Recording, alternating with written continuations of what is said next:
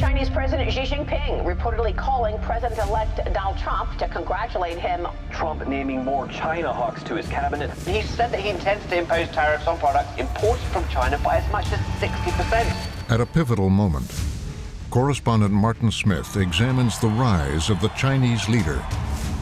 His life. Xi Jinping learned as a teenager that if you want to survive, you have to master the tools of the Maoist toolkit. You have to be redder than anybody else.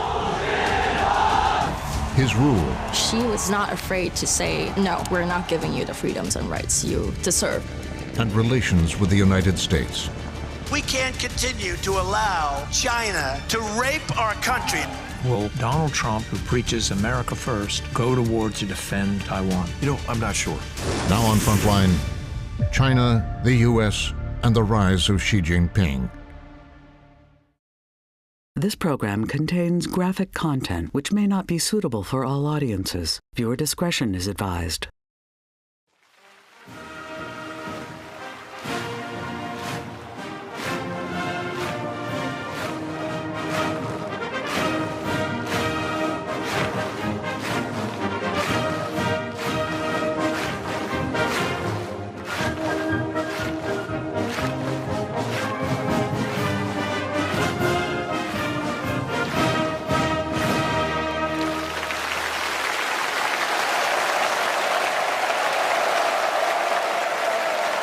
In July of 2021, China marked the 100th anniversary of the founding of the Chinese Communist Party. 中国共产党一经诞生，就把为中国人民谋幸福、为中华民族谋复兴确立为自己的。 In his speech, President Xi Jinping celebrated China's emergence as one of the wealthiest countries on earth. 这是中华民族的伟大光荣，这是中国人民的伟大光荣。 By all accounts, Xi is the most powerful Chinese leader since the founder of the People's Republic, Mao Zedong. And like Mao, he has immense ambitions for his country.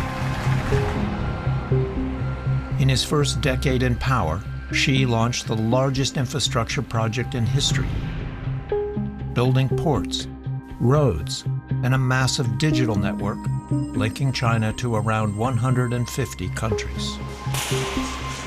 He has made China the world's #1 producer of electric vehicles. He has invested heavily in a race with the U.S. to dominate the development of artificial intelligence. He has plans to dethrone the dollar as the world's reserve currency. And Xi has presided over an increasingly antagonistic relationship with the U.S. 中国人民也绝不允许任何外来势力欺负、压迫、奴役我们。谁妄想这样干，必将在14多亿中国人民用血肉铸成的钢铁长城面前碰得头破血流。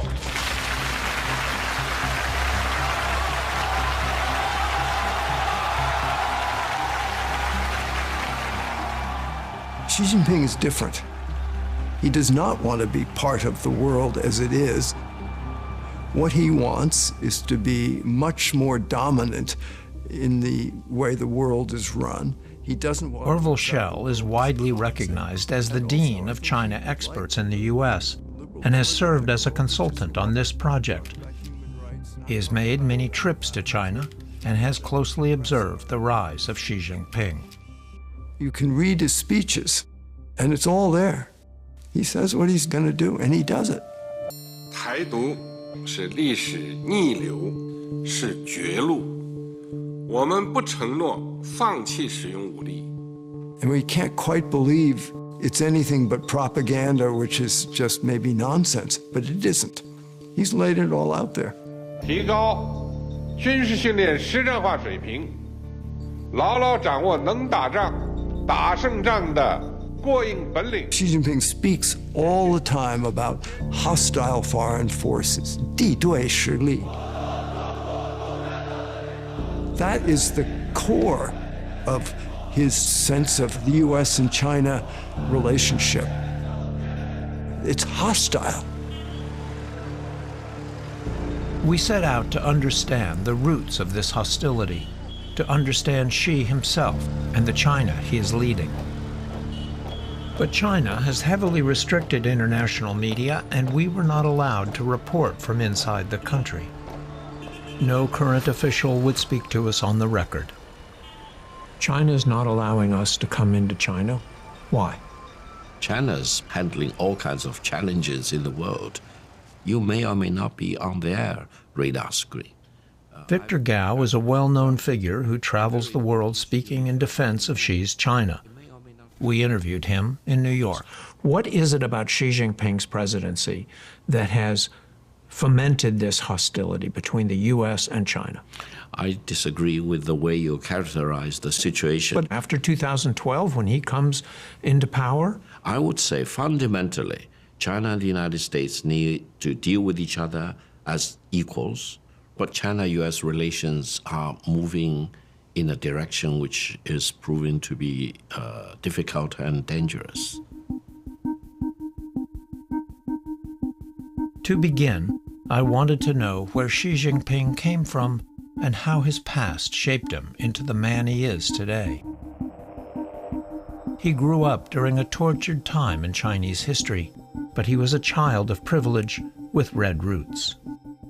Xi's father had fought alongside Mao Zedong, and after the revolution had risen to become a high-ranking Communist Party official. Young Xi lived in a comfortable home and was able to attend the best schools. He was one of the so-called princelings, and there was a lot of privilege that he enjoyed. So Xi Jinping would have grown up in a... Joseph Turigian is an author and professor at American University. He went to a school that was primarily attended by the offspring of high-ranking cadres, and they were told that they were going to be the ones who were going to bring China to modernity, who were going to draw upon the legacies of the Chinese Communist Party to transform society. Prior to the 1949 revolution, China was ruled by a U.S.-backed dictator, Chiang Kai-shek. Well known to every American is lean, keen Chiang Kai-shek, undisputed leader and idol of millions of Chinese. Mao called Chiang a running dog of imperialism. He fought to depose Chiang for 22 years. Despite aid from America, Chiang's forces were beaten back. The revolution was now within Mao's grasp, and it was the start of the biggest political and economic experiment the world has ever seen. Before Mao's victory, China was among the world's poorest nations. Inspired by communist theory, Mao blamed China's wealthy elites for the nation's ills.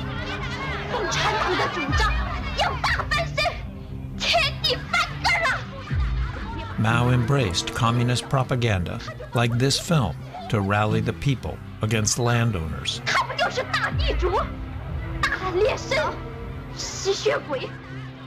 Dunce caps, a regular feature of Mao's China, were used to publicly humiliate landowners, intellectuals, and disloyal politicians.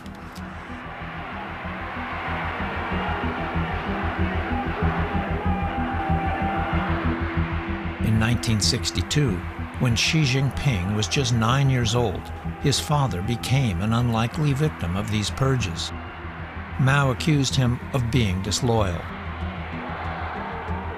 Xi's father was subjected to so-called struggle sessions, where he was beaten and denounced.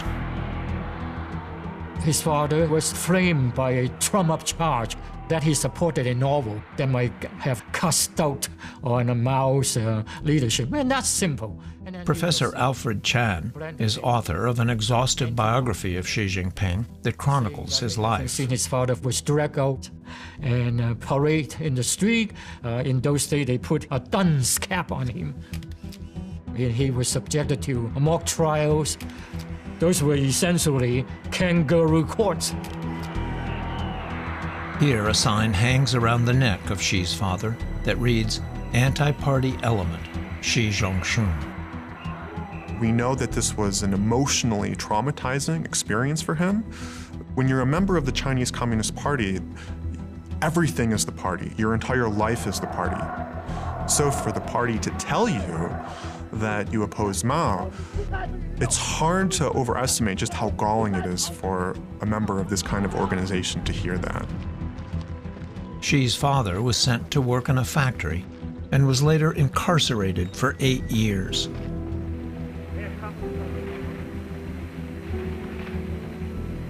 Meanwhile, some of the party elite were having doubts about Mao's leadership.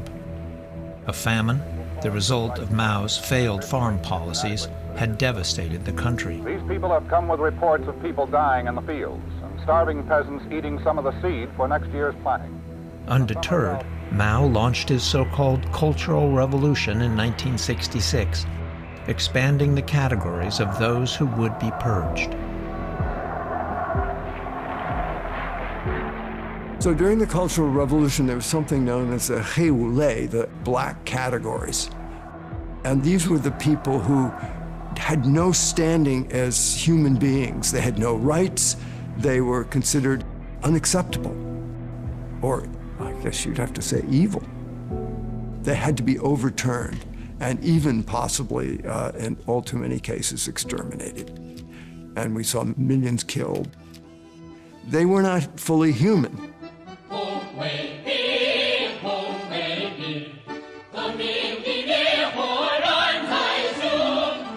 Marauding bands of youth, known as Red Guards, were encouraged by Mao to help root out the so-called black elements for punishment.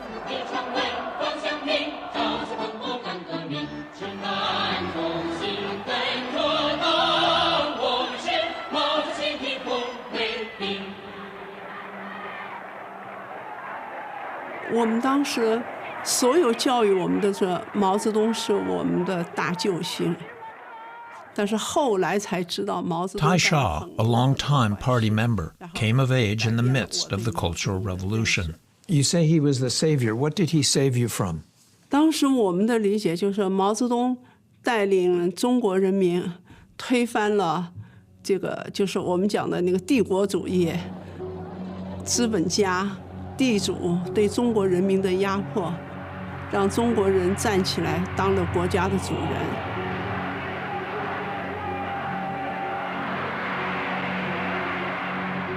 One of the most pernicious and harmful aspects of the whole Maoist revolution was that it distorted and made it impossible for people to be human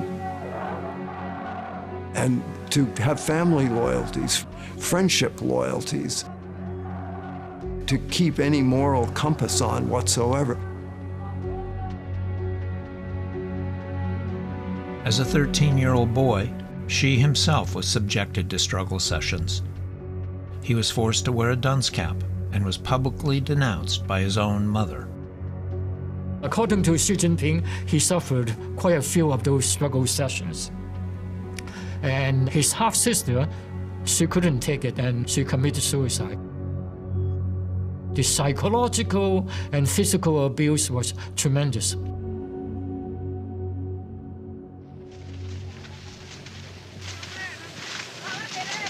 At 15, Xi Jinping was sent to the countryside to do manual labor, a so-called sent-down youth.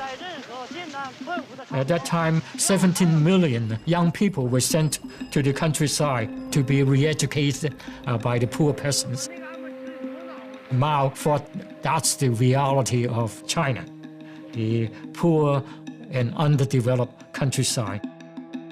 Xi Jinping went to one of the poorest part of China, and he stayed there for 7 years, and essentially worked as a peasant. Work was really strenuous, so Xi Jinping, being a city kid, a princeling, was never used to the farmers' work style like beasts of burden. At first, it was something he couldn't handle. He talked about the hard labor, he talked about living in a cave, he talked about how difficult it was to get along with the peasants. Xi Jinping did, at one point, just leave and try to go home, and his family refused to accept him. So, I mean, it's difficult to know what the consequences of something like that are, but we do know fundamentally that all human beings have close connections to parents. And when those close connections go awry, they have consequences. I managed to visit this area where Xia served out the Cultural Revolution, a village in Shanxi province. So I think I got a somewhat unvarnished look at what life was like there. Until 2016, Edward Wong was the New York Times Beijing bureau chief. And this area of China is one of the poorest areas of China. Back then, people lived in these cave homes, and she lived in a cave home in the back of the house of this elderly man whom I met, Mr. Liu. Mr. Liu told me she had books with him and his light would be on late at night, sometimes reading. Xi's time in exile has become part of his creation myth. A cave where he lived during his 7 years here is now a tourist attraction.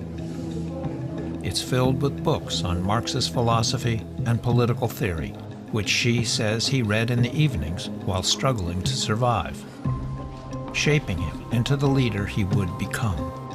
插队本身这是一个标志的一个界定的一个阶段。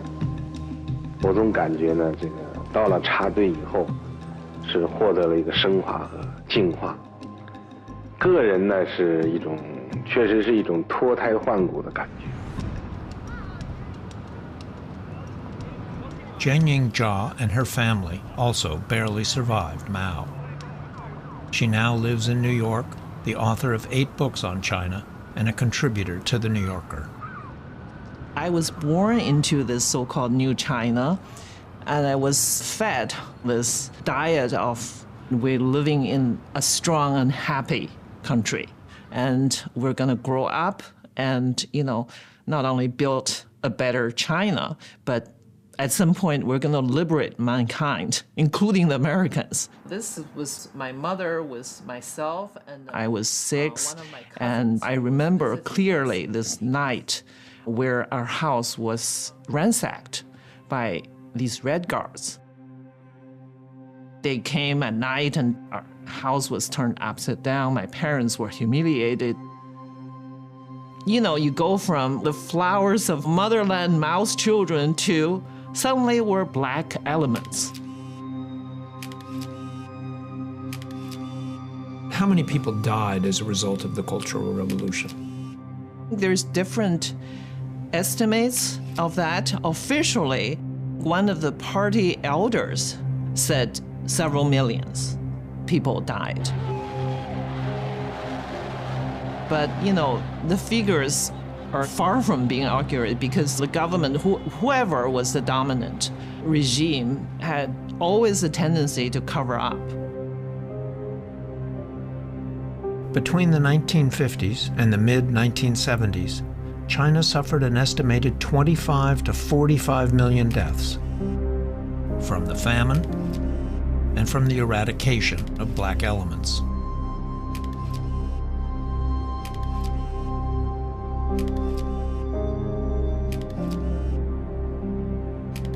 This is our Holocaust.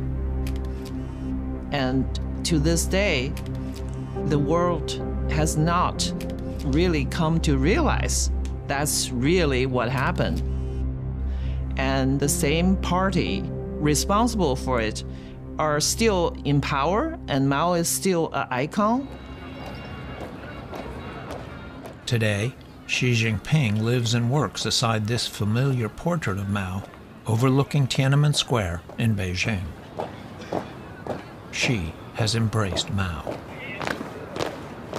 It's a mystery why these people don't hate Mao. You know, why don't they reflect why the Cultural Revolution happened, why they went... Li Yuan, who grew up in China, now writes a column for the New York Times. Suffering. Xi Jinping himself talked a lot about his suffering when he was a young kid. He says it was good for him. Yes, and now he's telling the Chinese young people, you should learn to eat bitterness. It will be good for you. Xi Jinping learned as a teenager that if you want to survive, you have to master the tools of the Maoist toolkit. You have to be redder than anybody else. His education was one of surviving in a highly politicized environment of the Cultural Revolution when his father was one of the antichrists, and Xi had to find his way. And to do that, he had to become more politically correct than anybody else. Fundamentally, Xi Jinping drank the Kool-Aid of the Cultural Revolution. And those formative years really did cast the die.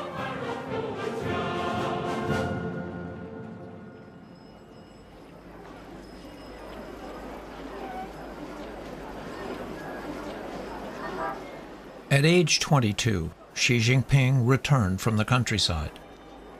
He had missed years of schooling, but he would manage to gain entrance to one of China's most elite universities. Yeah, he was lucky to be accepted into the Tsinghua University. It's China's MIT. Well, this is a kid who has no secondary education, and he's able to get admitted to the most prestigious university in China. Yes, very unusual. Mao destroyed the educational system, but then in the early 1970s, Mao decided the educational system had to be reformed, not favoring the elite, but welcome peasants and workers and soldiers as well. And that's how Xi Jinping got admitted.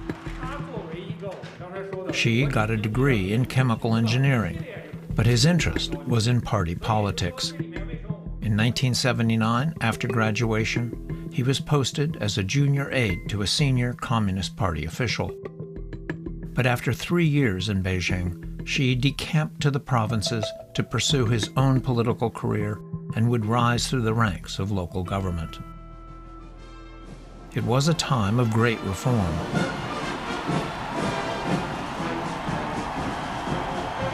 Mao had died in 1976, and China was now under a new leader, Deng Xiaoping. Twice purged himself, Deng had seen the horrors of the Cultural Revolution. He set out to reverse many of Mao's policies. The 1980s were an extraordinary decade. Deng Xiaoping was radically changing the relationship of the party to society. He broke up the people's communes, gave peasants property to farm individually, and suddenly you go to the countryside and saw the most amazing open markets where people were selling things they had raised. That was a huge change. It seemed like China was really different and opening, and it was changing really fast. Anne Stevenson Yang worked for decades in China as a financial analyst and entrepreneur. Ever since Deng Xiaoping told the Politburo that they should change their Mao jackets for sports jackets, every big city built these huge airports, and they had straight avenues straight to these five-star hotels, and these hotels were better than any hotel you'd stay in Europe. And you'd think, what's wrong with China? This is fantastic. Today, under the leadership of Deng Xiaoping, the attitude toward capitalism is changing, not quickly enough for some members of the new generation who see nothing wrong in mixing Marxism with the market economy. As one China specialist put it, such astounding things have been happening under Deng that no one who works in the China field is willing to make predictions anymore. In 1979, Deng visited Washington. Deng's opening was seen as a welcome development in the West and a policy of economic engagement held for the next 4 decades. Now we share the prospect of a fresh flow of commerce, ideas, and people, which will benefit both our countries. In China, free trade and foreign investment helped lift millions out of poverty.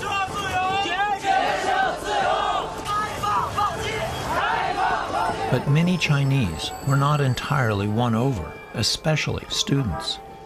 They were concerned about corruption and wanted democratic reform.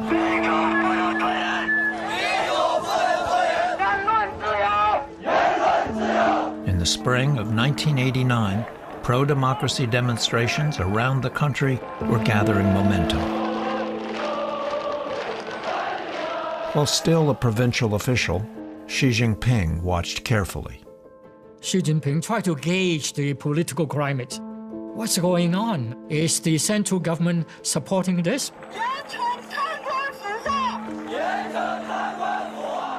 And being a very cautious bureaucrat, back home, he tried to prevent students from outside to come in and to link up with the local demonstrations. By early June, the protests boiled over. At this hour, there are hundreds of thousands of people here in Tiananmen Square. Some observers see the current wave of unrest as the greatest challenge the Communist Party has had to face. The momentum on Tiananmen Square was strong. For me, the most amazing experience is just hearing people's voice from everywhere. Zhou Fengshuo was a student leader during the Tiananmen protests. He was among the first to enter the square. We want to have a dialogue with the communist government. And I think at that time there was a real chance because the party has positioned itself after the Cultural Revolution in the way of, open and reform. So you feel like there's freedom in the air on Tiananmen Square.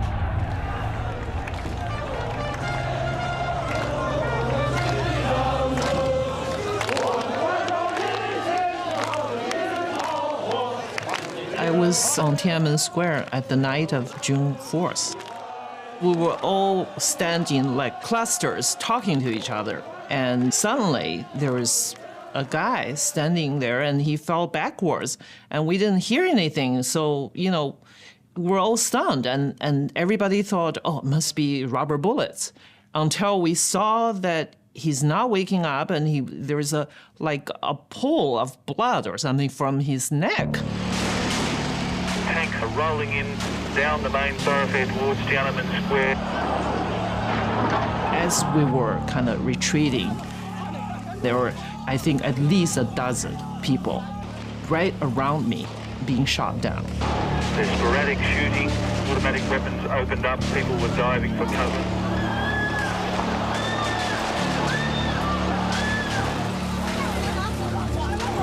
That night, it was the worst of China. The monster reared its head. At one of the big intersections, an APC just ran over a young girl on a bicycle. It was charging down anything and everything, barricades, people, and the protesters had put up the steel barricades and this APC got stuck. And the crowd started gathering around it, hurling insults and rocks and sticks and everything.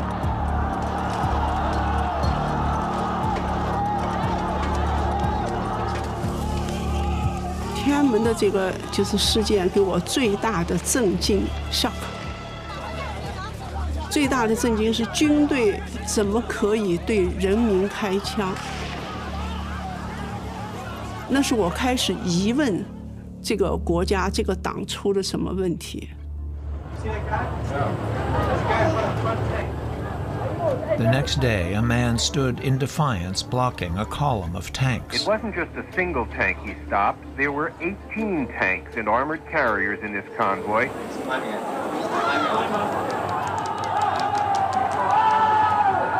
The image of the tank man, as he was called, was carried around the world. At one point, defiant demonstrators set an ambulance on fire and aimed it at the troops. But the vehicle smashed into a traffic island, and that prompted the soldiers to open fire once more on the students. Just overnight, the optimism that Chinese felt for their own country and for this newly awakened, newly modernizing, newly reforming China came to a very abrupt halt. David Shambaugh is a professor of U.S.-China relations at George Washington University. He served in the State Department and on the National Security Council during the Carter administration. I lived in China right after Tiananmen in Beijing. That was severe. This was martial law. The city was occupied by military forces. There were roadblocks everywhere. Foreigners were monitored constantly. Chinese were monitored constantly, interrogated. So that was a really repressive period. In the news this morning, the government crackdown continues in China, where officials say they have arrested student leaders on their most wanted list. One of those captured, Shou Fengshua, a 22-year-old physics student. He reportedly was turned in by his sister and brother-in-law. It's been reported that you were turned in by your sister. That was a government propaganda. It's not true? It's not true. Zhou says it was a party tactic to sow distrust among his family. Zhou Fengshuo was 5th on the party's most wanted list and was thrown in prison for a year. When I was in prison and later for about 5 more years, the support for students even after the massacre was so strong. Like even the policemen, the prison guards, they would acknowledge that the students were right in their demands. 今天，北京市中级人民法院公开判处一批在北京发生的反革命暴乱期间进行打砸抢烧的严重刑事犯罪分子。 After the massacre, these photos were smuggled out of China. Evidence of what happened to scores of protesters.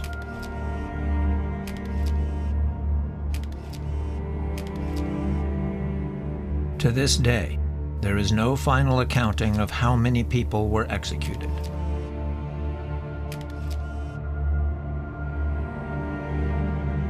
A footnote.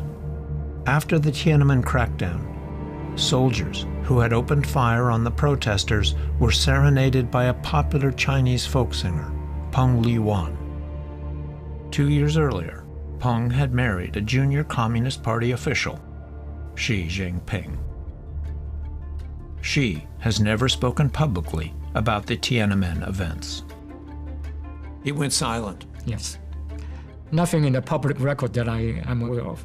That really shows his cautious demeanor as a provincial official.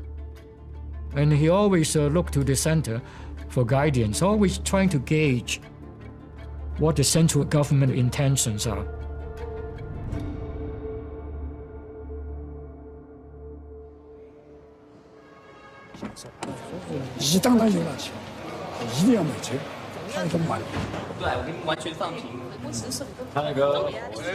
After Tiananmen, China moved on. Under Deng Xiaoping, China's unwritten informal social contract stipulated that if you stay away from politics, we, the party, will make you rich. It's a deal many Chinese accepted without protest.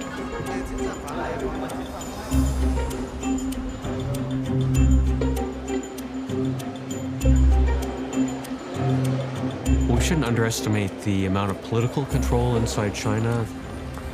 But at the same time, it's also important to recognize that over the past 40 years, the government has done a good job in raising living standards. That takes the Ian Johnson is a journalist with a long history of reporting on China. And if you think that tomorrow is going to be a better day, that you've just bought a house, that your kid's going to be able to go to college, that you're going to be able to go abroad to travel, all of these things that have never been possible before for the vast majority of Chinese people, then you'll hold your nose or say, well, the party isn't doing such a bad job on balance, and you'll go with the flow.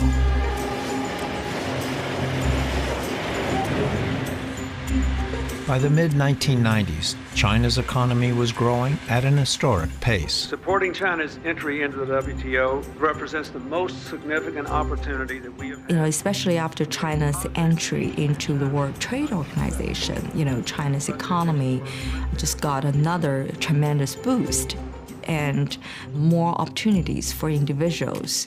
And back then, Ling Wei, a reporter for the Wall Street Journal, grew up the daughter of loyal Maoist parents. Her maternal grandfather was part of Mao's inner circle. She remembers how under Deng, China became more open to Western culture. We knew that China's relationship with the United States was getting better. Colonel Sanders' Kentucky Fried Chicken has just arrived in Beijing. We were exposed to American pop culture. When I was growing up, one of my favorite shows was this American TV series called Growing Pains. I just loved it, watching how kids could just talk back to their parents. I was just being friendly. What is it with you people? I grew up with a lot of admiration for the United States. I really wanted to go there. I was very curious about the U.S. Not just me, a lot of my classmates, a lot of my friends, the entire Reform generation, had that kind of mindset toward the United States. China was most open to Western influence in the coastal provinces, where Deng Xiaoping lured foreign companies to invest, offering them tax incentives, flexible labor contracts, and cheap real estate. One of the fastest-growing provinces was Fujian, where, by 2000, Xi Jinping had become a provincial governor. He had earned a reputation for rooting out party corruption. 事后就是这些被处理的这些干部还恨你们，对我没意见，因为我觉得他们觉得我确实不是为了自己，我跟他们无冤无仇的，我就是在这讲一个公道嘛。Beijing took notice, and in 2007, Xi got his big break. A corruption scandal in Shanghai led the old guard of the Communist Party to search for a new Shanghai Party chief. Shanghai was the biggest and wealthiest city in China. Xi was brought in to address the fallout from a party secretary's theft of pension funds. The move to Shanghai was a huge promotion because the party chief of Shanghai is always inducted in the 25 members of China's apex of power. He was picked because of his long experiences in coastal provinces, which were the most open, most developed. In Shanghai, Xi distinguished himself by eschewing lavish party perks, such as a private chef, special doctors, luxury cars, and palatial housing. And after just 7 months, he was brought to Beijing, where he was catapulted onto the standing committee of the Politburo. Suddenly, Xi Jinping became one of China's 9 top leaders. He was on his way. At just 54, party leaders saw Xi as pliable and cooperative. They didn't expect a strongman. In one of his first assignments as a committee member, Xi was appointed to head the Central Party School in Beijing, a post once held by Chairman Mao. It's where top party officials are trained, and for Xi, it was an early indicator of the leader he aspired to be. 2008年的7月份，习近平他对中央党校教师下了训令。 Tai Sha taught at the Central Party School at the time. 他们说的话，就中央党校老师的话，应该和党中央的精神保持一致。他威胁中央党校的老师，如果你们想自由发表言论，那么就请你们自己离开这个党校，就是自己想办法，就另外找工作，你知道吧？习近平他的说话就是跟黑帮一样，就当时我就有这种预感。 But few people in the West were paying much attention. And inside China, the country was preparing to celebrate its newfound riches. That year, China was hosting the 2008 Summer Olympics. The person heading up the preparation committee for the Games was Xi Jinping. 中共中央政治局常委、国家副主席习近平今天上午在北京市实地考察奥运会服务保障工作时指出，北京奥运交通网络和奥运村硬件设施具有国际先进水平。 Xi Jinping actually was named the coordinator for the Olympics. Now he had very little central government experience, and that was fairly tough because he had to coordinate the Ministry of Public Security, Ministry of Defense. 北京奥运会期间，解放军将动用陆军、海军和空军的部分兵力参加奥运安保工作。 The Olympics, it was a means to test him in his probational period. To see if he was material for the top job. Exactly. The Beijing Olympics was China's coming out party, and everything has to be perfect. 多年的期待，7年的筹备，第29届夏季奥林匹克运动会终于在北京。No expense would be spared. At over $40 billion, the Games were among the most expensive in history. 2008 was a spectacular Olympic summer game. It was great. Professor Chen Jianli is a neurologist at Peking University. We interviewed him while he was a visiting scholar at Stanford. You were in the stadium? Yes. I would say that was a high point.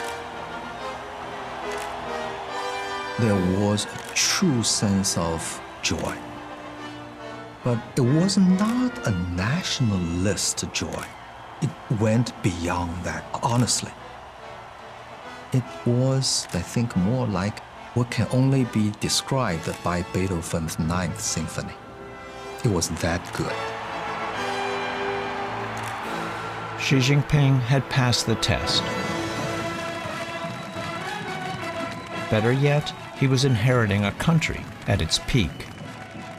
The Olympics were a major propaganda coup for the Chinese Communist Party to say, look, we've arrived. We're a world power right now.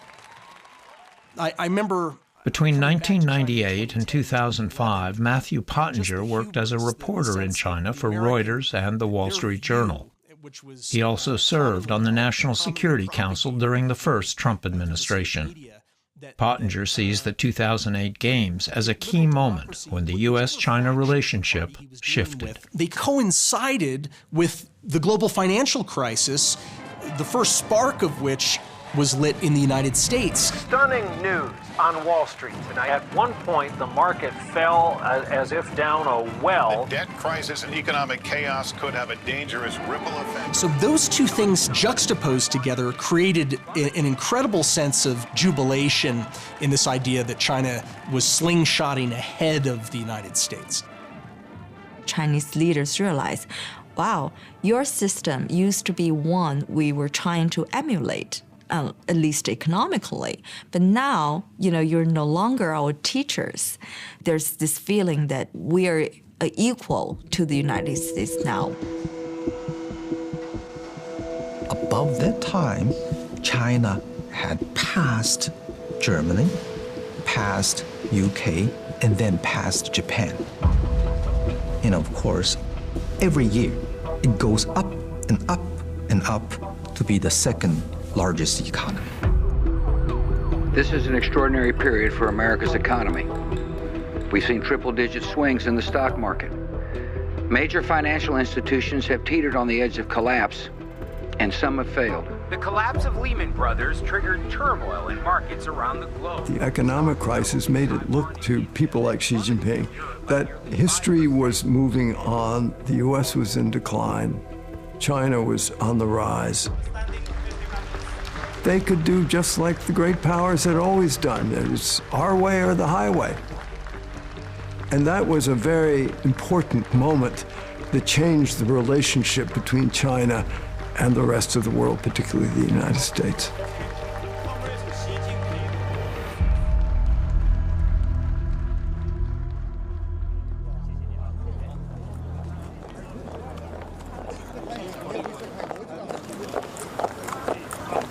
The day had finally arrived. It was time to elect a president, the leader of the world's most populous nation. But there was no discernible tension, no suspense. The election of the Chinese president had been decided months in advance.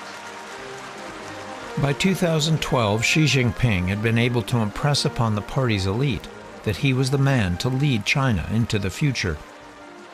He was elected General Secretary of the Chinese Communist Party, and a few months later, he became president. 不但实现好、维护好、发展好最广大人民根本利益。 Xi tried to outwardly cultivate an image as a man of the people. His nickname, Papa Xi.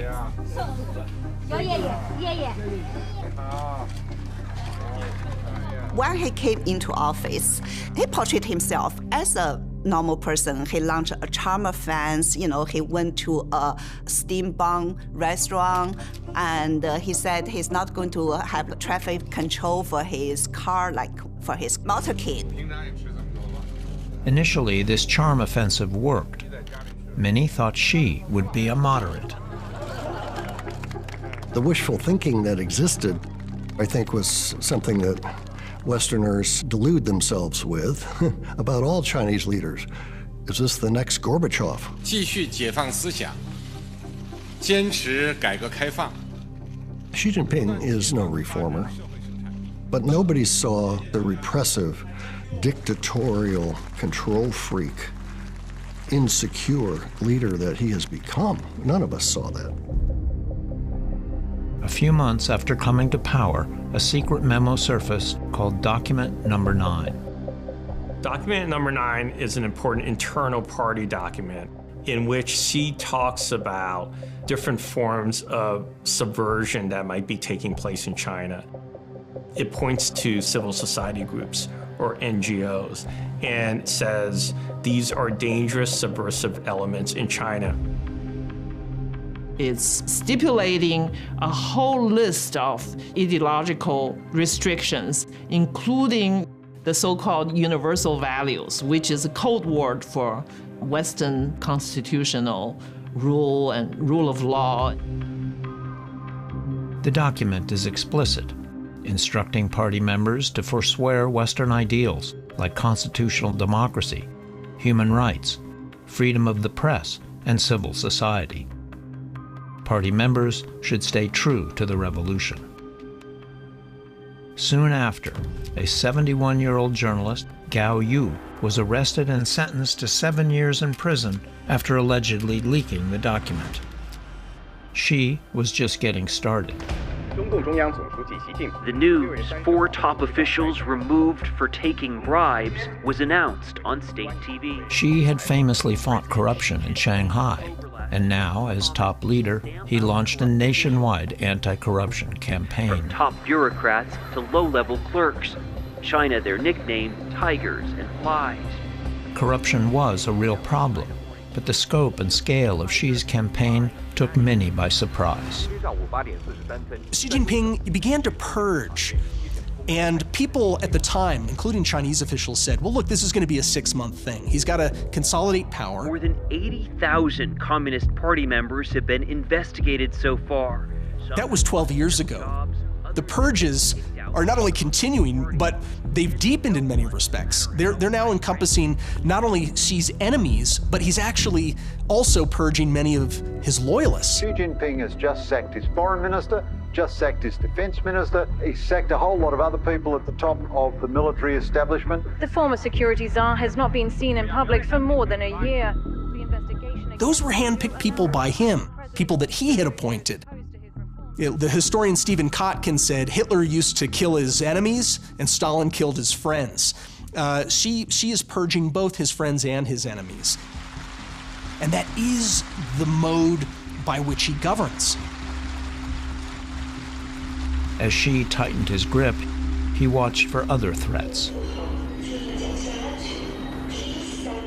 Today in China, there are some 600 million surveillance cameras, 1 for every 2 citizens, able to track people's movements down to the minute. Every street corner, there's facial recognition, there's digital recognition, there's the social credit system. The social credit system is what? So the social credit system is the sort of highest aspiration of the Chinese Communist Party, to have everything every human being does go into a computer system, and with AI and all sorts of other sophisticated programming, you can know exactly where a person is because he'll have bought something with a credit card or a digital payment system. His car will have gone down a highway. Every kilometer, there's a camera taking pictures of your license plate. They will know everything about everybody real time. So this creates a kind of a techno-autocratic system that's unprecedented and with which we've had no experience. It makes George Orwell, look like something from the Stone Age. There is also a designated Ministry of Public Security, tasked with monitoring the internet. Xi Jinping came to power and created this agency to control the internet. We're all like, ha ha ha, how can you control the internet? Internet is so messy, so vast. Good luck. Yes. And then he did. He controlled the internet. It's part of the Great Firewall, a combination of legislation and technology used to regulate and block huge swaths of the internet. In China, there is no Google, or YouTube, or Facebook. When a meme comparing Xi to Winnie the Pooh went viral on Chinese social media, Xi Jinping was not amused. Censors banned any such comparisons.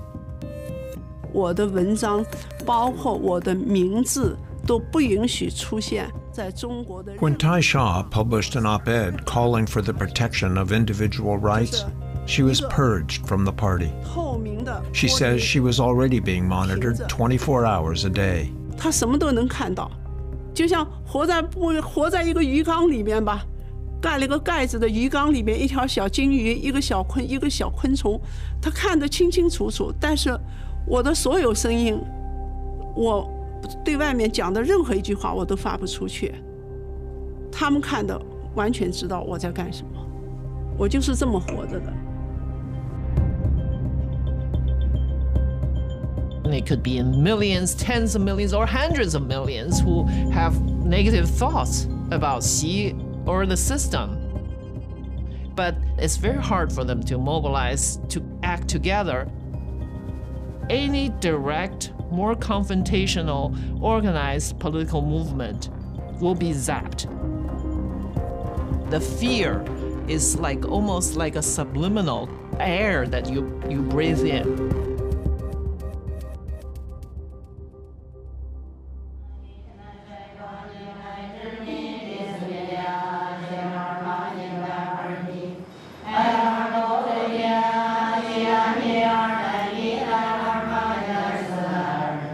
There has been significant resistance to Xi's rule among large groups of ethnic minorities. The resistance today is concentrated in Xinjiang, home to 15 million Uyghurs, Kazakhs, and other Muslim minorities, many of whom feel like they're not even part of China, which is primarily Han. Xinjiang becomes one of the great early challenges to Xi's power. Xinjiang, for years before Xi took power in 2012, had been a region where ethnic tensions had flared. The party had tried different forms of control and sometimes very repressive measures, but had often met resistance from different ethnic groups out there, in particular the Uyghur Muslims who live in a belt of oasis towns mainly along southern Xinjiang. Xinjiang was first taken over by China in the 18th century, but twice it broke away. Beijing has for decades tried to suppress Uyghur resistance to Chinese rule. 新闻头条带您来看到，昨天中午北京天安门撞车事件，却把矛头指向新疆自治区的维吾尔族人。官方数据至少造成5人死亡，38人受伤。 In the months after Xi became president, China was rattled by a series of attacks the government said were carried out by Uyghurs.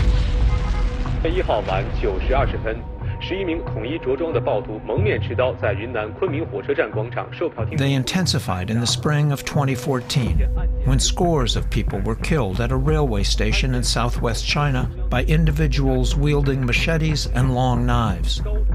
Chinese officials blamed the attack on a group of Uyghur separatists. 2号早上6点已造成29人死亡，130余受伤。 Several weeks after the incident, President Xi traveled to Xinjiang.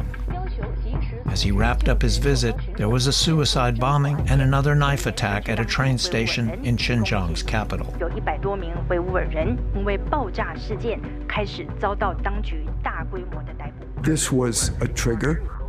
She decided that's it. You know, we're not going to coddle these people. We're not going to try to work it out. We're going to control. And I think this bespoke of his toolbox, which he had carried with him ever since he was a teenager, which is, you know, how do you fix things? Control. That's his main tool. She would return to Beijing and enact what the party called a people's war. The idea was to curb separatism and extremism. A chilling directive was sent out to local officials in Xinjiang, instructing them how to separate families, and began arresting Uyghurs en masse. The directive was clear: use the organs of dictatorship and show absolutely no mercy.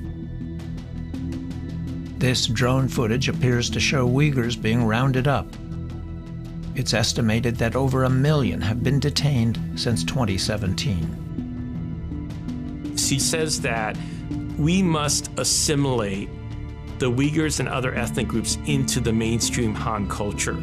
And what that means in his mind is elements of Islam have to be eradicated or severely weakened. Not even more radical ideas that are taking root, but basic practices such as not eating pork, fasting during Ramadan, trying to make a pilgrimage to Saudi Arabia for the Hajj. So very mainstream Muslim practices must be pulled back, is what he's saying. The central government starts to put in place these internment camps across parts of Xinjiang, where large groups of Uyghur Muslims and sometimes Kazakh Muslims are put into these camps, forced to live there, and the point seems to be to really eradicate knowledge that Uyghur culture is built on. 曾经的他们，如果我不来这里学习的话，我会更深。发生怎样的转变？ The Chinese government portrays the camps as a place for self-improvement, promoting peace and stability in Xinjiang. 和政府及时发现了我，就能给我一次改过自新的机会，我非常感谢。在职业技能教育培训中心，学员学习的主要内容是国家通用语言文字。 They want them to not speak Uyghur. They want them to speak Mandarin Chinese. And families are separated. So it's really changing the entire foundation of the Uyghur culture. Miracle Tursun was detained at the airport as she returned to Xinjiang from her adopted home in Egypt. She was coming back to introduce her newborn triplets to her parents. Miracle says they accused her of being a spy and separated her from her children. I asked them, where's my baby? They are hungry. They need to change diapers. The Chinese police never answer me. But they ask my family contact information, where's my family, who was writing. Then one man coming to from my backside suddenly tipped my mouth. And then I cannot speak in. Then they put my hand backside, handcuff, and then put black hole in my head. Then Miracle was held for several months without her children. When she was reunited, there were only 2. Then they give me to his dead body like ice cream. Like, you know, you take some ice from the outside, his body ice. It's cold. Yeah, cold, total ice. He says, sorry, he's dead. You can take him now, his body. So, and then I say, wake up, and then I scream. So that time is The doctor say, the call police, 2 police coming, say, get out from here, shut your mouth, don't scream, don't say anything, just go out from this place. Then they kick me out from hospital. Later, she was detained again. Marigold remembers spending time in 3 different camps. They don't allow me sleep, then they shave my head and they give me electric. Electric shocks? Yeah, electric shock. I witnessed 9 people die with me together in same jail. Marigold's account has been carried by multiple Western news outlets, and in 2018, she was invited to testify before the U.S. Congress. In 2019, a Chinese government-owned TV outlet accused her of lying. Mikigu Tursun claims one of her triplets died, a claim that a hospital adamantly denies. They're saying it's all false. This is not true. You've seen these reports. Yes, because they want to tell, they always lying. This is in 100% true. Both Mikigu's brother and mother say the state TV report included Marigold's brother denouncing her.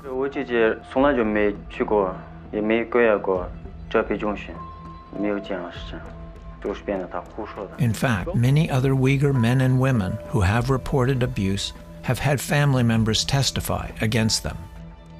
A Uyghur Human Rights Project investigation says the government is simply media washing. Meanwhile, the so-called re-education camps are still in operation. Chinese officials have maintained that there has been no terrorism in Xinjiang since 2016. Xinjiang is an issue that needs to be studied very carefully. Dr. Jia Qingguo is a prominent Chinese academic and political advisor to the government, who often speaks out on behalf of the Chinese Communist Party. I interviewed him at a China conference in San Diego. I mean, we had an attack on 9/11, but all Muslims in the United States were not forced into re-education camps. Would that have made sense in the United States, in your view? But you fought 2 wars against Iraq and also against Afghanistan. How many people were killed? In Xinjiang, China was launching a large-scale campaign against terrorists.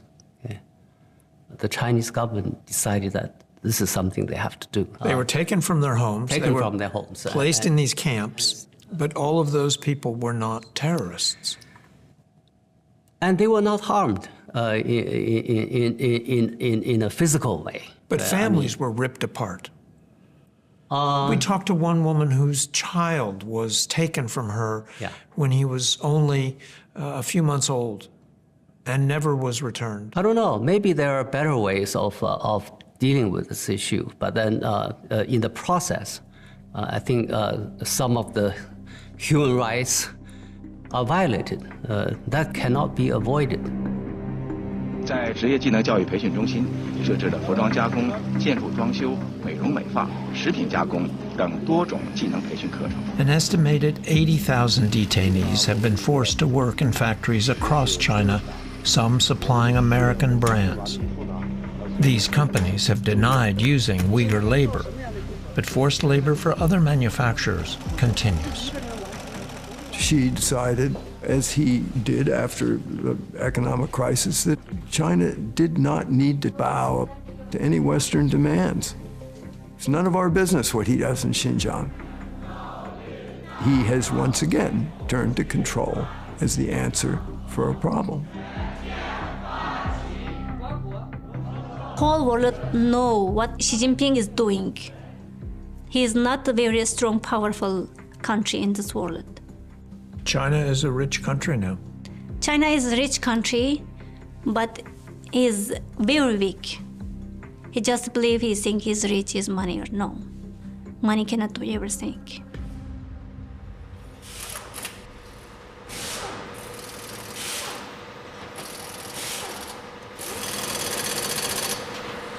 Over the last 40 years, China's economic growth has been eclipsing that of the United States, growing at an average rate 4 times faster. China dominates global supply chains, and it holds nearly $1 trillion of U.S. debt. China is a peer country with the United States today. If we use purchasing power parity, its economy is larger than the U.S. economy. And if anyone believes that they can stop China's steady rise as an economy, it's probably indulging in fantasy.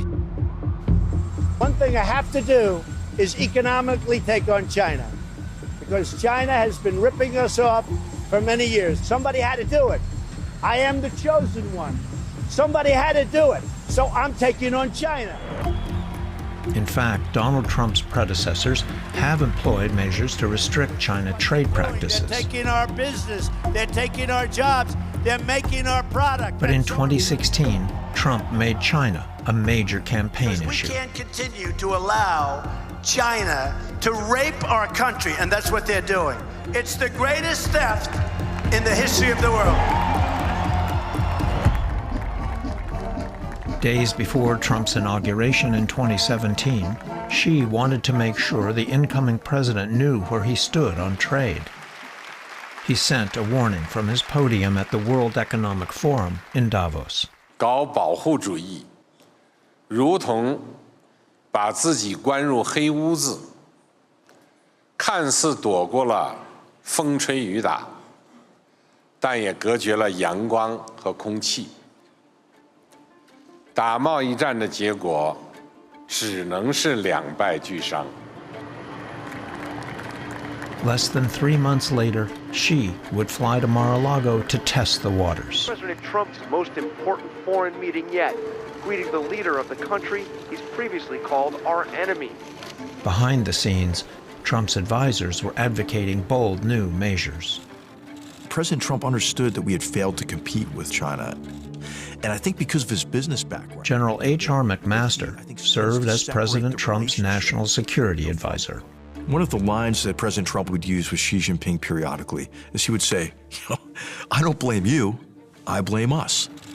And so I think that that summit communicated to kind of a shocked Xi Jinping that the Trump administration was determined to compete and to no longer pursue this kind of flawed strategy of cooperation and engagement. I don't blame China, I blame our leadership. They should have never let that happen. I wrote a lengthy, maybe a 12-page provisional strategy in a sense, but it really started out by saying how many of our assumptions had been wrong. Matthew Pottinger was one of the architects of Trump's China strategy. One of the things that I've learned over the years, first as a reporter and later working on national security on China, is that the more comfortable China gets, the more comfortable that the Chinese Communist Party leaders are, the more aggressive and the grander their ambitions. And I actually think that a more confrontational approach, something more reminiscent of key periods of the Cold War, is what we should be looking to right now as examples. You always want the enemy to be worried about what you might do. The first line item on the agenda was to clamp down on China's effort to steal intellectual property from Western corporations. CEOs of our most successful and our largest companies would come to me and say, let me tell you how our company is being victimized by Chinese Communist Party economic aggression. And they would lay out the story of, forced transfer of intellectual property. In other words, you can't do business here unless you give us your secrets. Exactly. And then also the false promises of access to the Chinese market. As soon as they rip off your intellectual property and pick a state champion to produce those goods at an artificially low price because of the subsidies, they close you out of their domestic market, and then guess what? They dump that hardware and equipment on the international market and drive you out of business internationally. The Chinese government repeatedly denied stealing intellectual property, and Xi Jinping ordered his diplomats to tap their, quote, fighting spirit, adopting Trump's more aggressive style of communicating.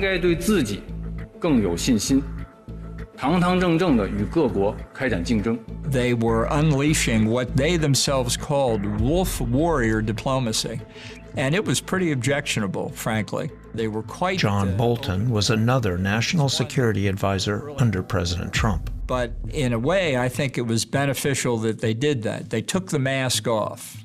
There's no more concealing what their ambitions were. 60,000 factories in our country closed, shuttered, gone. 6 million jobs at least gone. Trump was exaggerating, but less than a year after welcoming Xi to America, Trump was ready to take off his own mask. So we've spoken to China, and we're in the midst of a very large negotiation. We'll see where it takes us. But in the meantime, we're sending a Section 301 action. I'll be signing it right here, right now. He was firing the first shot in a war that had been building and would last for years to come. This is number one, but this is the first of many. Trade war worries igniting after the president signed this order to slap tough tariffs on China. Punishment. He started with a 10% tariff on Chinese aluminum, 30% on solar panels and electric vehicles, 25% on steel, and nearly everything else made in China. Surprisingly, China's not happy, already threatening retaliation. 美方的行为是典型的贸易霸凌主义，中方必将会做出必要的反制，坚决地维护自身的正当合法权益。 What China did was move its exports to other countries and move its imports from other countries as well. So it shifted the purchase of soybeans, for example, from the U.S. to Brazil. So that wasn't a useful policy. President Trump has just slapped tariffs on another $200 billion of Chinese exports, igniting the biggest trade war in economic history. Trump's trade war would consume the remainder of his presidency. China is now punching back with an equal amount of tariffs on American exports. After several tit-for-tat tariff increases, the trade war, which continued into the Biden administration, actually increased the trade deficit. The trade deficit has skyrocketed to $891 billion, the highest ever. Cost increases also led to a decline in U.S. manufacturing jobs. Destroyed the industry in the United States. Intellectual property theft continued, and the costs imposed by tariffs were simply passed along to consumers of imported products. And now, Trump has promised to impose even higher tariffs once he is back in office. Tariffs were put in place because China's economic policy was hurting U.S. factories and workers. That's a belief on the part of some people in the U.S., especially by the people of the Trump administration. The Biden administration has even extended those. But if you talk in private, many don't agree with such kind of policy. Why? Because it hurts the U.S. economy. There is the argument you have the high inflation. Where do you get it? In part because of these tariffs.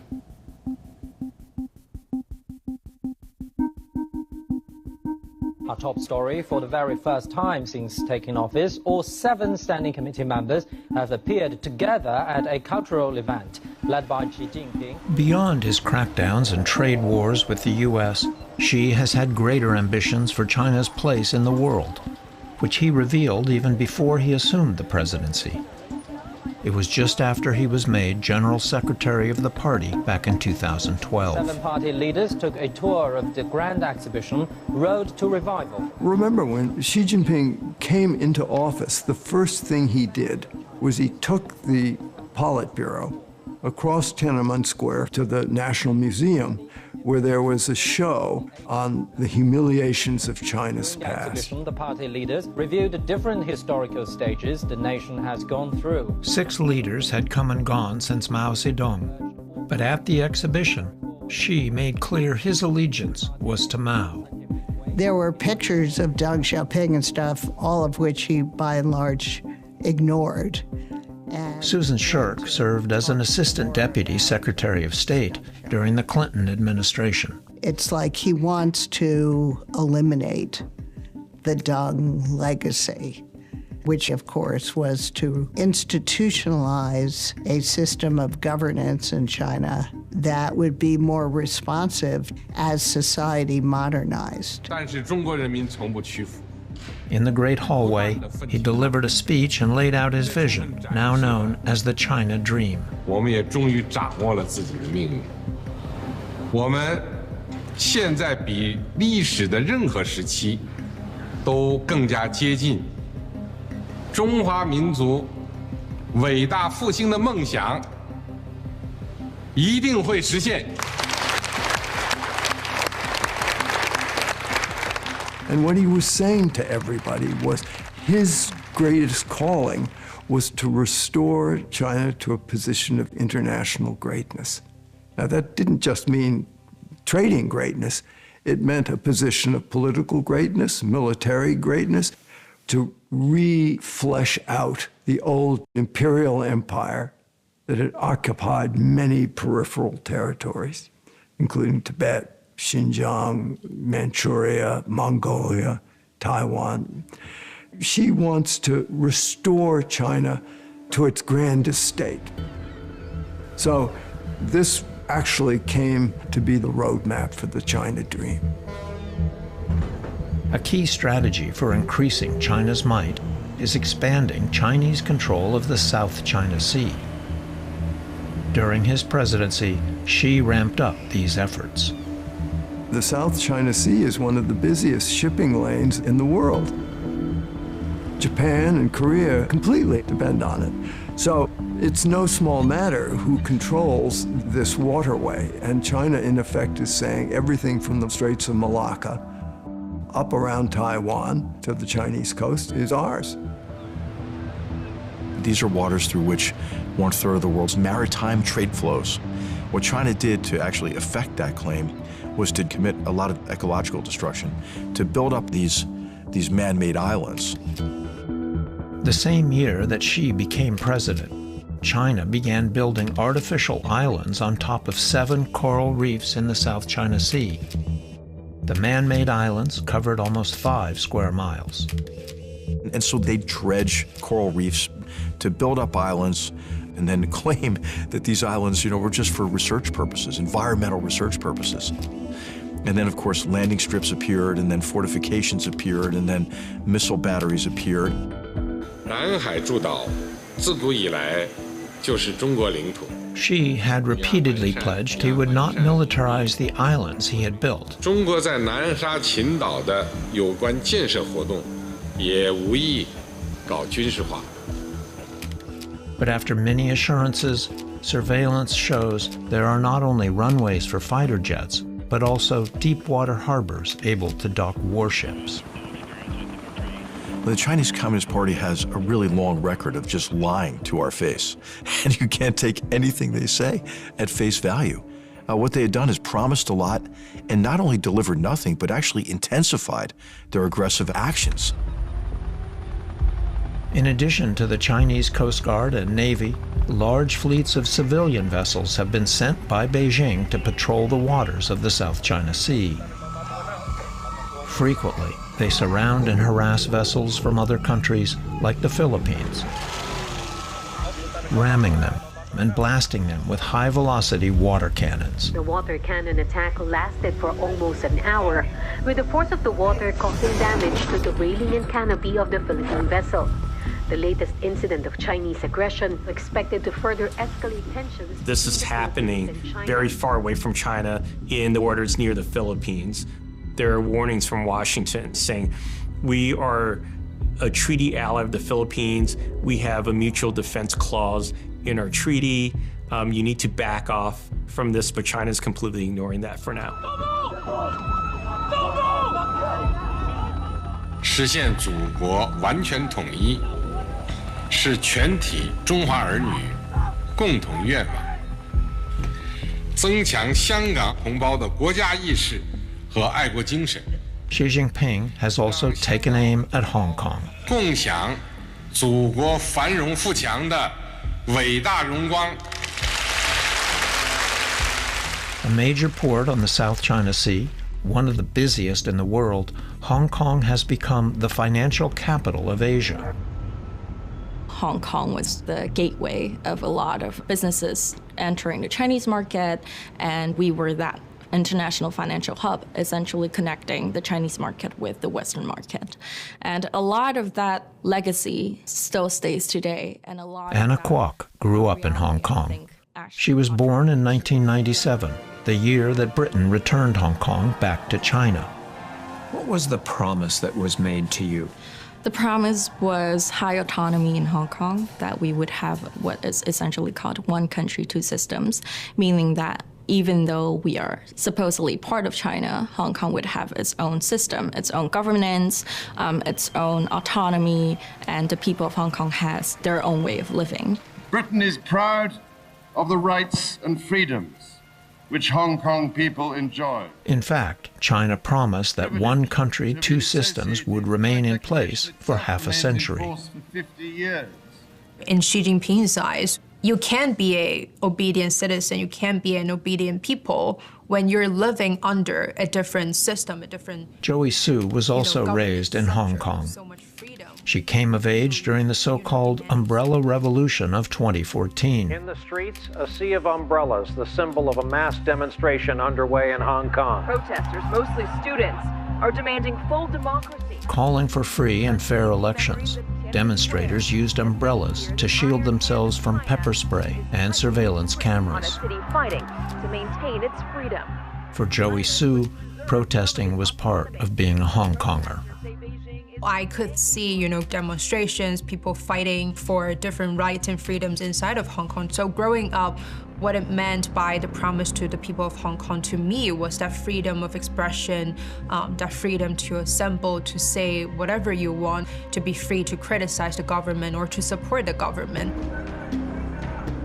But in 2019, things began to shift. Local Hong Kong officials began to cut back on civil liberties.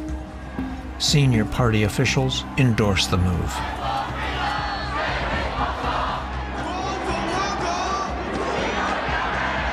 It began with legislation allowing authorities in Beijing to extradite Hong Kongers to China.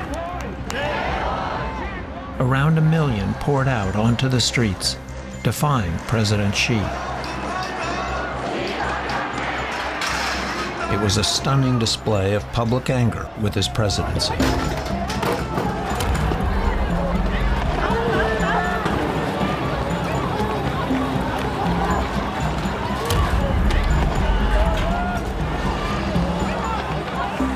I think that 2019 really was a nail on the coffin. I think Xi Jinping... Anna Kwok became a leading underground activist that year, running operations from outside Hong Kong. Even though Hong Kongers were all out on the streets, millions of them, even though, the entire international community showed support, she was not afraid to say, no, we're not giving you the freedoms and rights you deserve. And he was not afraid, to employ police violence against us. The government is just not worried about optics at all. They don't care.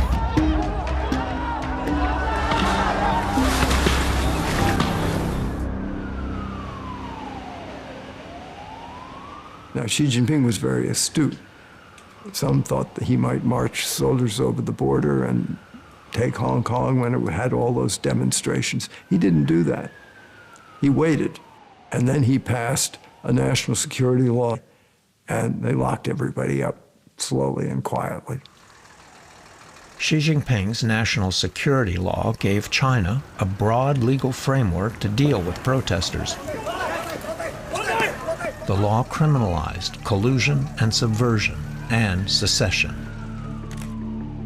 Joey Su was on the front line, facing tear gas and risking arrest on a daily basis. I believe it is almost a consensus among Hong Kongers that eventually the Chinese Communist regime would try to take over Hong Kong and turn Hong Kong into just another mainland city. But I think what surprised, Hong Kongers and the international society was how fast that was being done. Throughout his presidency, Xi has repeatedly made assurances that he is committed to Hong Kong's autonomy.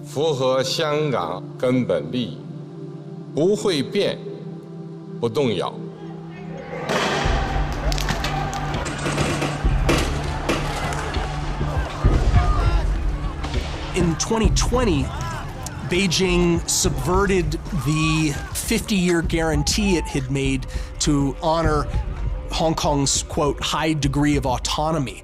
It completely kneecapped that agreement.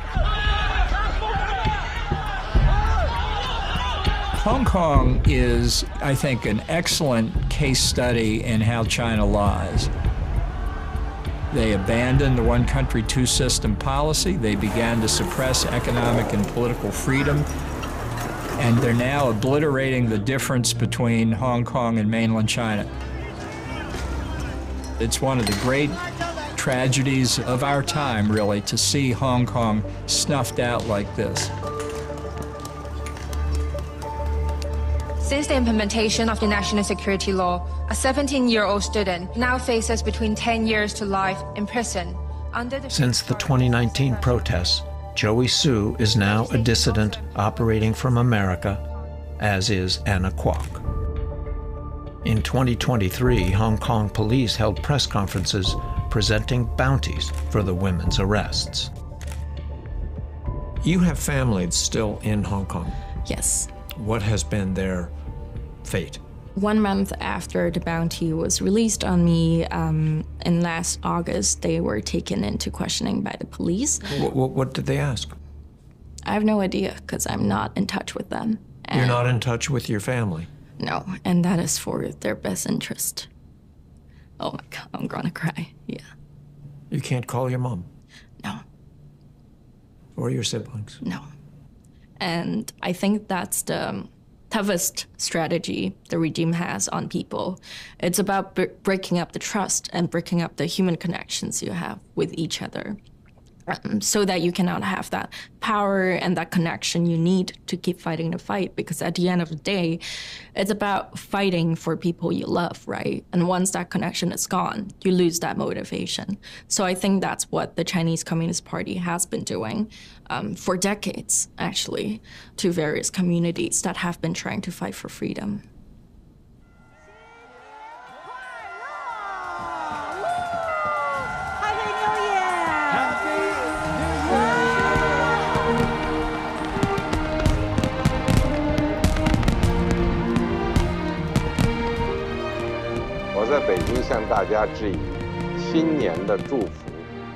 On New Year's Eve 2023, President Xi addressed the nation.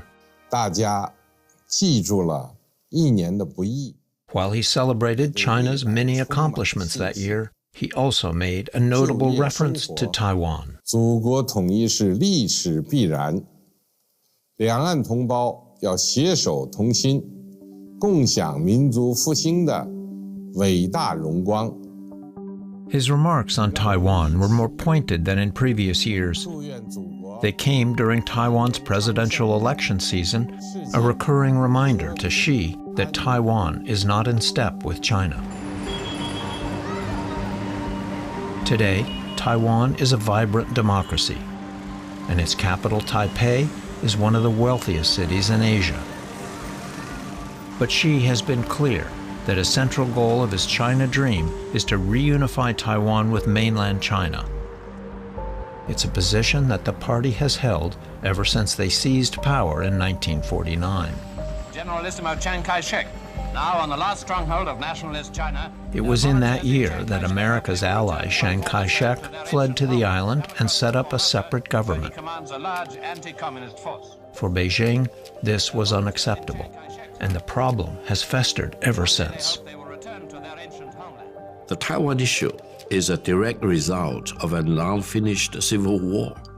Very simple. There is only one China, Taiwan being part of China. The problem today is that the people of Taiwan have made it pretty clear with their elections that they do not want to reunify with mainland China. The future of Taiwan is not to be decided by the local residents in Taiwan themselves. Why shouldn't these people have the right to self-determination? The status of Taiwan eventually will be decided only by the people on both sides of the Taiwan Strait, including the 23 million people in Taiwan, as well as the 1.4 billion people on China's mainland. Taiwan was on the agenda when Richard Nixon and Henry Kissinger made their groundbreaking trip to China in 1972. History in the making, the first American president to set foot on Chinese soil.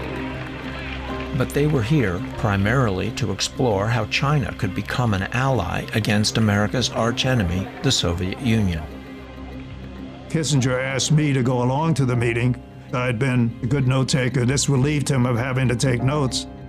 A young aide to Kissinger, Winston Lord, was on the trip. We met for about an hour with Mao. He found that Mao was willing to engage on Taiwan. But Mao was also wary of Soviet power and seemed more interested in exploring a U.S. alliance. Taiwan got pushed down the list. During the summit, Mao would outline the basic Chinese position. He said that the Taiwan issue could take 100 years. That's another way of saying Taiwan's important to us, we'll maintain our principle, but we don't have to solve it for a while. After a week of negotiations, the status of Taiwan remained unresolved. Nixon referred to Taiwan as an irritant. His private handwritten notes reveal Nixon was prepared to yield. "Our policy is one China," he wrote. "Taiwan is part of China. Won't support Taiwan independence." It became known as the One China policy. Nixon conceded that Taiwan was officially part of China. At the same time, Nixon and Kissinger defended Taiwan's right to autonomy. It was a compromise. On the specific issue of Taiwan, of course we had to make a gesture. And we came up with a One China formulation that's quite elastic and elusive and has served until this day. Both parties, over 7 or 8 or 9 presidents, have used this formula both to maintain, through ambiguity, our relations with China on a sensitive issue, but meanwhile, helping to protect Taiwan's autonomy. The arrangement has remained relatively stable. In 1979, President Carter attempted to strengthen America's commitment to Taiwan, signing into law the Taiwan Relations Act, which stipulated that the U.S. promised to maintain the capacity to aid Taiwan. Citizens of Taiwan will still be secure. But what exactly does that mean? The policy is deliberately, strategically ambiguous. On occasion, there have been incidents between the U.S. and China. Planes collided over the South China Sea in 2001, with both countries blaming each other. This accident has the potential of undermining our hopes for a fruitful and productive relationship between our two countries. But the extent of today's saber-rattling over Taiwan is new. We will continue to make utmost efforts for peaceful reunification, but never promise to renounce the use of force, and we reserve the option to taking all measures necessary. Complete reunification must be realized, and it can, without a doubt, be realized. I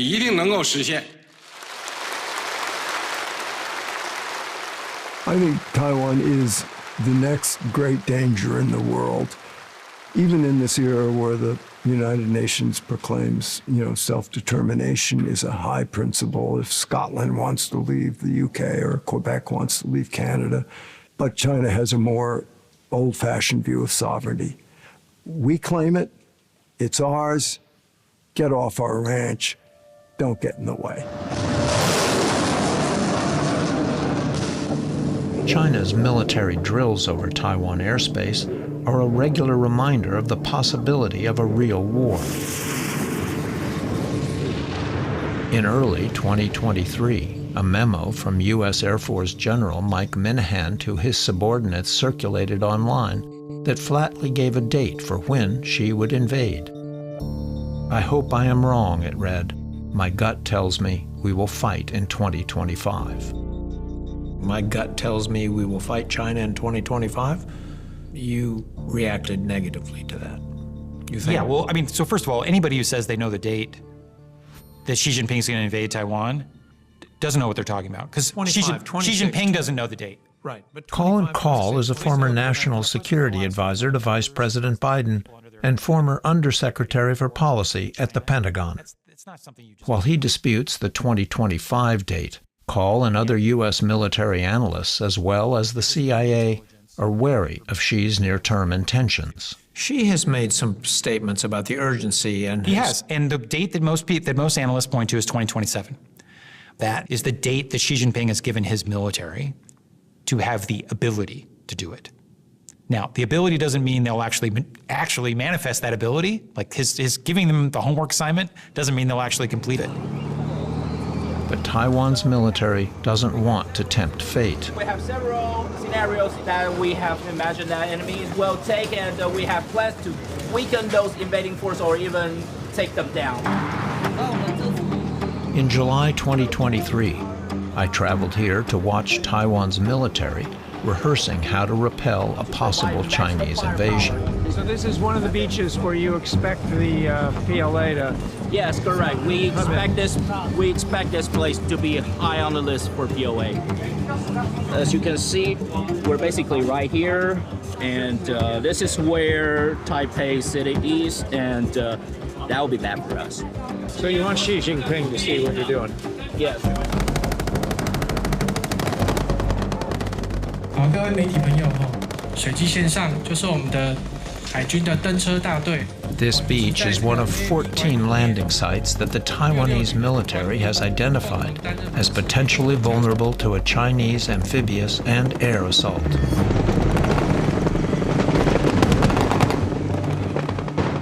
The Taiwan Strait is difficult crossing. 20 feet tide, 3-mile mud flat, really only conducive for a crossing 3 or 4 months out of the year. I spoke to Admiral Sam Paparo, commander of all U.S. forces in the Indo-Pacific, about the feasibility of a successful Chinese takeover. It is difficult terrain to get to population centers. It's mountainous. Mountainous and canalizing terrain, as we call it, meaning very few passes that can be easily closed. 每一个演练呢，都是针对敌情的判断跟敌最可能的行动来做操演。我们想要传达的就是，我们会尽全力来防卫国家。Is it likely that we're going to go to war over Taiwan? The likelihood is low, but the consequence is so very high that I owe you every bit of urgency that I can. The effect of some war spiraling out of control would dwarf the Second World War. So we seek to uphold the status quo. We seek to deter conflict. Xi Jinping believes that the unification of Taiwan is existential to the legitimacy of the Chinese Communist Party's rule of China. They've gotten along for 70-plus years without reunification, so what makes this existential? I don't know. I hope he grants you an interview and tells you. Admiral Paparo says that, in his view, Xi Jinping and China see Taiwan as an existential issue, that it must be unified. Why? You don't have the right to separate the land from your motherland. Okay? Just like in the US, you don't automatically have the right. You need to go through procedures, right? Like Texas, if they want to get independent, you cannot just have a plebiscite in Texas. You need to get other states to approve, okay? This is by the Constitution, okay? Taiwan is part of China. Taiwan has never been separated. More than ever, a successful Chinese takeover of Taiwan threatens global stability. If China takes Taiwan, you're talking about an island that is responsible for 70% of all the semiconductors in the world, and 90% of the highest-end chips that power the most advanced technologies that all of us have in our pockets with our iPhones and our laptops. The world needs this technology. Europe needs it. Japan, we all need it. And nobody else does it the way Taiwan does. China also depends on Taiwanese chips. A war that destroys Taiwan's chip industry may give Xi pause. so does the war in Ukraine. In 2022, when Putin invaded, President Xi took notice. Ukraine is marking an anniversary of infamy. 2 years since Vladimir Putin launched his war on I think Xi is watching Ukraine incredibly closely because the parallels with Taiwan, although not complete, are nonetheless haunting. And Ukraine could be the best deterrent against Xi doing anything in regard to Taiwan. People thought that that invasion was going to last several weeks, that Russia would have its way, but the Ukrainians have fought valiantly. They continue to fight. I don't think Xi Jinping is happy about the war in Ukraine. Without question, he took notice of how good U.S. intelligence was on Russia. And he has to wonder, well, gosh, if they know this about Russia, what do they know about me? So if he's counting on surprise vis-a-vis Taiwan or the South China Sea, I think he's got to calculate the odds of him pulling off a strategic surprise are less than they were before because of the quality of U.S. intelligence. Xi has denied that he is preparing to invade Taiwan anytime soon. But every few years, he orders the military to Tiananmen Square for a display of China's readiness and might.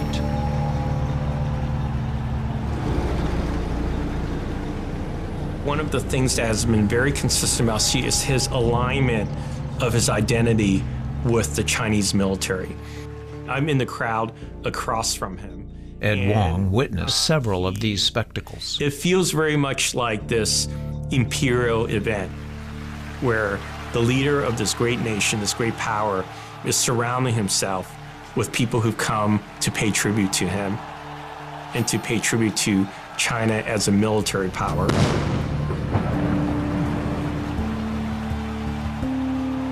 And he goes out in a car, standing, out of the sunroof as it drives up and down these rows of troops. We see things like intercontinental ballistic missiles on flatbeds, and this is all a signal of China's military strength.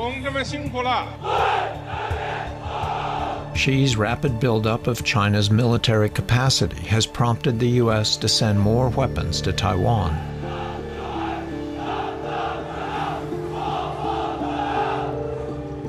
Given the stakes, President Biden has been consistent and straightforward.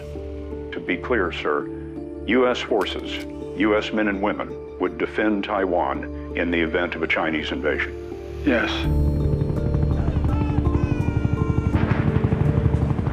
President Biden has said unambiguously 4 times, the United States shall defend Taiwan. No American president has ever said that, and no American president has that responsibility. The Taiwan Relations Act says nothing about the United States defending Taiwan. It simply says that should coercive measures be used by mainland China against Taiwan, it will be a matter of, quote, grave concern to the United States. Now the question is, what will the incoming Trump administration do? You've worked for Donald Trump. If China encroaches further on Taiwan, will Donald Trump, who preaches America first, go to war to defend Taiwan? I'm not sure. And the fact that I'm not sure may not be a bad thing, because as long as it remains ambiguous, as long as he doesn't, say, hey, I'm not going to do anything on Taiwan. And I think it's also important for us not to make promises that we may not be able to fulfill if Congress doesn't authorize military action. I don't believe that we should fight unless Taiwan becomes independent. Okay? But Taiwan is not separated from China. Why should China use force? Okay? If it's a domestic issue, then we can do it in a peaceful way. Taking stock of Xi, his ambitions, his deceptions, his human rights abuses, and his threats against Taiwan, I come to wonder what U.S. policy should be. To date, little has been done to effectively stop China's moves in the South China Sea, or in Hong Kong, or to de-escalate the situation in Taiwan. I think engagement was right to try. And it was a great tribute to American diplomacy under 9 presidential administrations, with the perhaps somewhat naive hope that China might not turn into a Jeffersonian democracy, but might become less hostile. That was a good diplomatic effort. Did it succeed? Not yet. And engagement has now ended. Now, can we start it up again? I believe that under Xi Jinping, it's probably impossible.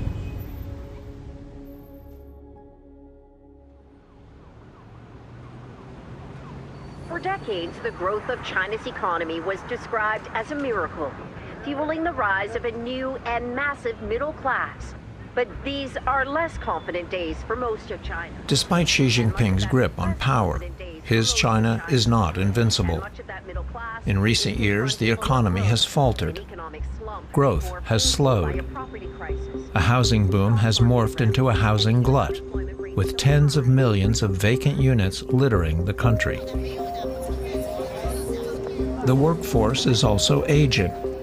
But as China's youth attend job fairs, they face a staggering unemployment rate estimated to be as high as 25%. Foreign investment is fleeing the country. The Chinese economy is headed down for much more of a slowdown than we have today. It's heartbreaking whenever I talk to my friends back in China. You know, the sense of hopelessness is something I never felt before. People were just very worried about the direction the country is going. I think Xi Jinping has taken the economy for granted for most of the past 10 years. He sort of figured that it didn't matter as much as ideology, as controlling the way people think and clamping down on dissent. When COVID hit China, Xi's lockdown policy drew huge protests, becoming the largest anti-government demonstrations since Tiananmen Square. Citizens, millions of them, yearning to escape almost 3 years of intermittent lockdowns. The lockdown became a kind of lockjaw. And it's no secret if you talk to people in Chinese cities who were locked down, what a nightmare that was. In the central city of Wuhan, they break down the fence that kept them quarantined. But it also was a kind of a perfect metaphor for the way a Leninist system does things. Control. Because the government forbade overt messaging, protesters began holding up blank pieces of paper as symbols of China's strict censorship. The white paper movement is spreading. First, it was all about opposition to China's strict zero-COVID policy. But in recent days, the message has morphed, touching the rawest of political nerves. This white paper movement was a very exciting time. I heard these young people shouting, and CCP. And it's the first time that public protest forced CCP into changing its policy. But many of the protesters paid huge prices, and they were harassed, and they were locked out.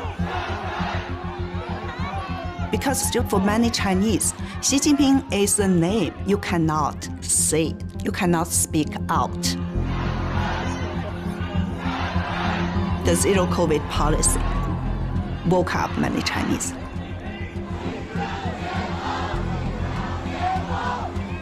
I think the white paper protests suggested exactly the degree to which these forces, dissenting forces, are latent, sort of beneath the surface of things. Having watched China for so many decades, these forces are there and they keep coming up again and again and again. And they actually grow and multiply under repression. But right now, China has affected a kind of a techno-autocracy that makes it more difficult than ever to have these kinds of manifestations because the cost is so high.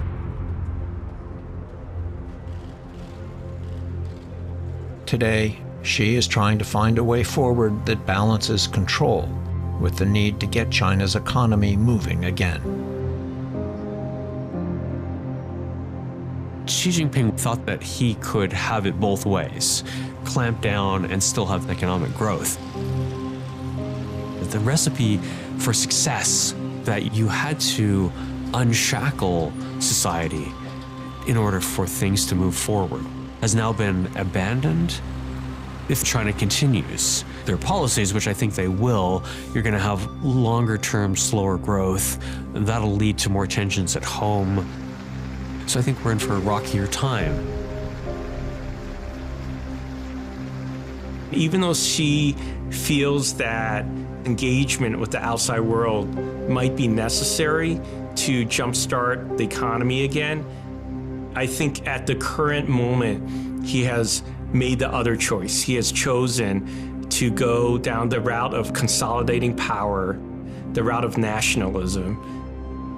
So he's taking the darker path. For now, he's taking the darker path.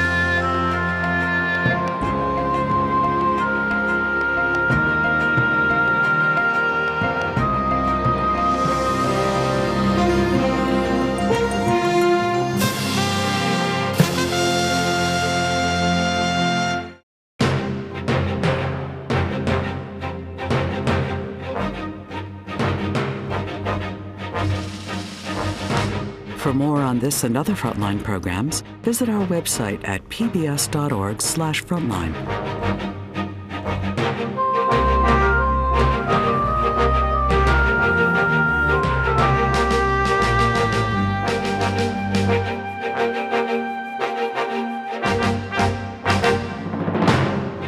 Frontline's China, the U.S., and the Rise of Xi Jinping is available on Amazon Prime Video.